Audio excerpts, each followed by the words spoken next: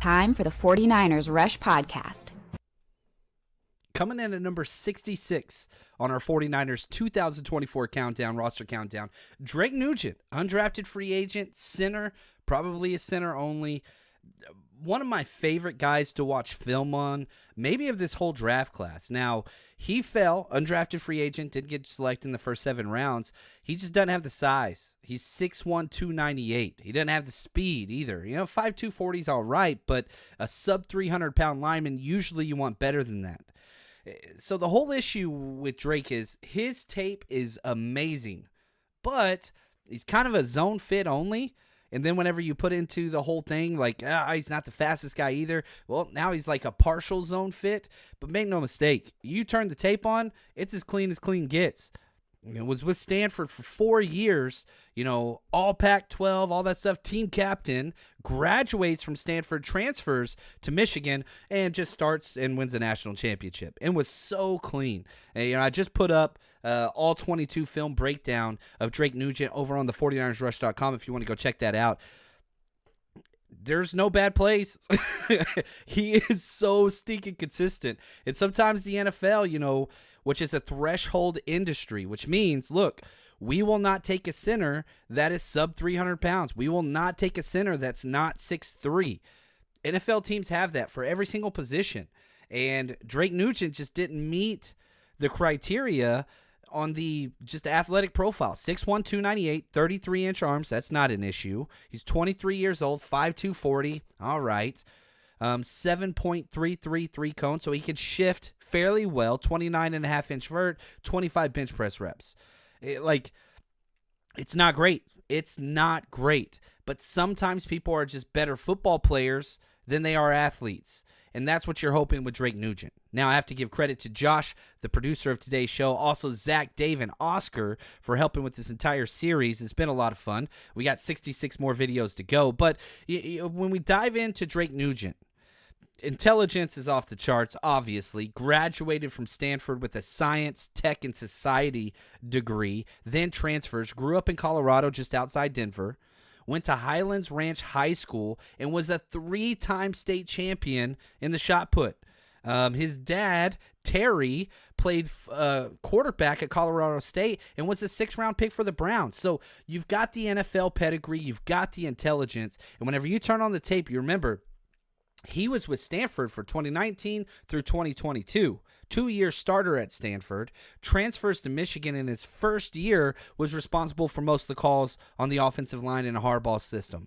And intelligence, he immediately fit right in. No issues whatsoever. Now, his uncle Brian played football at Washington State. His sister, incredible athlete. This guy has just got it however you want it. Team captain at Stanford. Leadership, intelligence, durability, consistency, just that athletic profile. That is what knocks him in today's NFL. If this was the 1980s, dude would have been drafted in probably the 4th round. But things have changed. 2-time Pac-12 academic honor roll. Come on. The dude's got it all over the place. Joins Michigan, and guess what? He's all Big Ten center in his first year there and won the national championship. Now, probably one of my favorite things is just, the film breakdown that I just did, and I'm just like, okay, what are the blue chip type traits? Consistency, efficiency.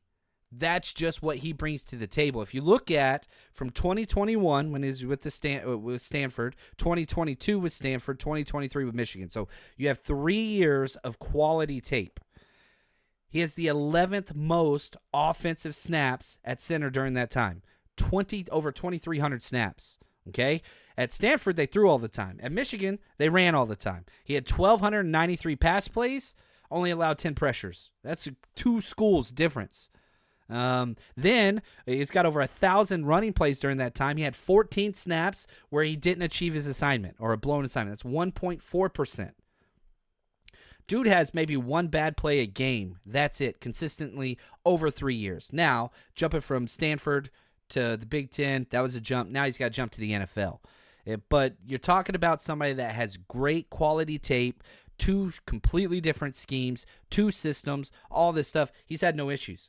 He's flourished in both. two different conferences. He's two different all-conference player. Really, really like this guy. Yeah, you look at his PFF grades, amazing. 78 overall, 78.8 pass blocking, 76.5 run blocking. Just gets the job done.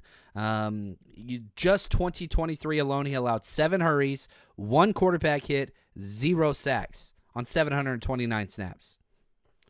It's elite production.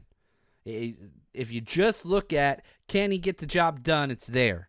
Now, you put him standing next to other NFL centers and stuff, you're like, that ain't it. But it was the same way with Brock Purdy. You put Brock Purdy next to Sam Darnold and Trey Lance, you're just like, that's not him. But you get out there and snap the ball, well, what happens? He wins. He gets the job done. The 49ers saw that, and they guaranteed a lot of his money.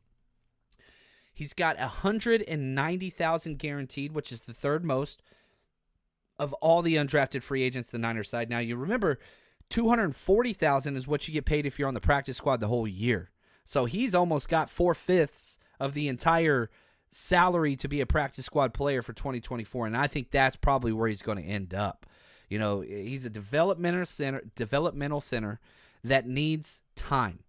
Now, here's what's crazy. You look at the interior offensive line depth chart. Usually, you know, the 49ers keep 4 to 5 interior guys.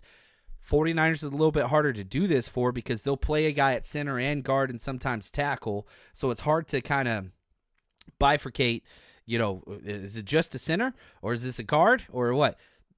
Drake Nugent's just a center. He is not a guard. He's undersized for a center. On top of it, that's one of the things you got to overcome. You get to the guard, no, it's not happening. So if we just look at the center rotation that took place during OTA and minicamps, obviously Jake Brindle's 1, Feliciano is 2, Ben Barch is 3, Nick Zakelj is 4, and then you got 5, Drake Nugent. No team keeps 5. None of them do.